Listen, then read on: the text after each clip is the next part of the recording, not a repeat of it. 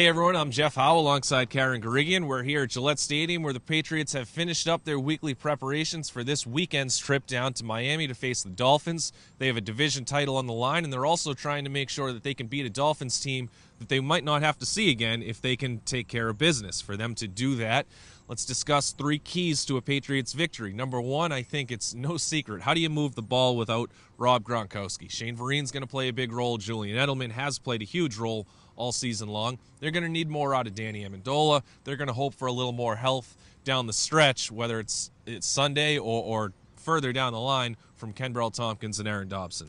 Yeah, we might have saw a glimpse of it in the Cleveland game after Gronk went down. They went with more receiver-heavy sets as opposed to two tight end sets or sets that featured Gronkowski. I think you're going to see that. You're going to see, obviously, Shane Vereen taking a heavier load. But guess what? Defenses are going to be keying on him now. They know that might be Brady's outlet.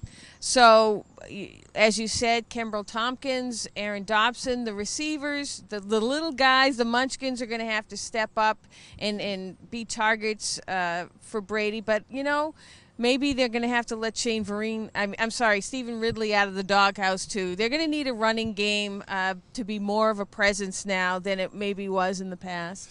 Yeah, and I mean, getting back to through the air, I mean, Vereen has been outstanding. 40 receptions in 5 games this season.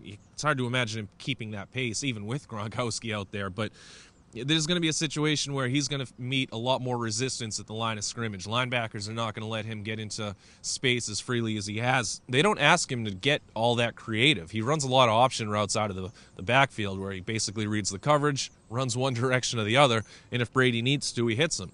And it's been successful. But again, how successful can an offense be when it's driven by a passing game to a running back? So again, that's why other guys have to step up.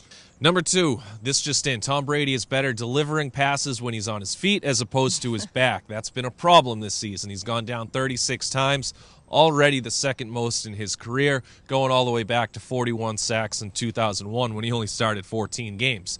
Not really a good rate. The other problem is Nate Solder has a concussion, or is coming back from a concussion at least, and then Will Svitek and Marcus Cannon have ankle injuries. Their tackles are not really up to full health, and they've got a Dolphins pass rush that is 5th in the league in sacks. Yeah, the Dolphins have like a two-headed monster. Olivier Vernon is somebody, surprisingly to some people, is leading the charge. I think 11.5 sacks. Mm-hmm. Of course, everyone knows about Cameron Wake.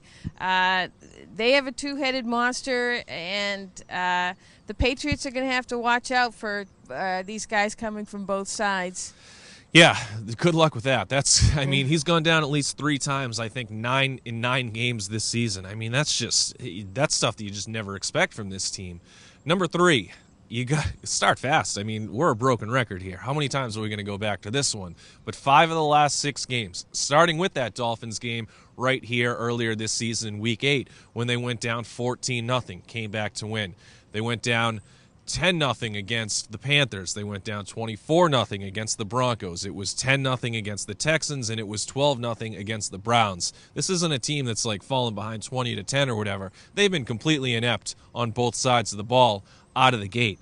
And it's just, you can't expect to go down in a playoff-type atmosphere on the road and come out with a victory. Yeah, at this point, I mean, it's really head-scratching. I mean, are they not prepared? Are the coaches not, preparing them properly? Are the players sleeping?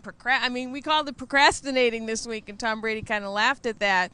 I mean, if they knew what the heck it was that would get them going earlier, obviously they would do it, because whatever it is they do in the second half, they should be doing in the first half. Yeah, they can't count on a miracle every week. Exactly, and they've had quite a few of them.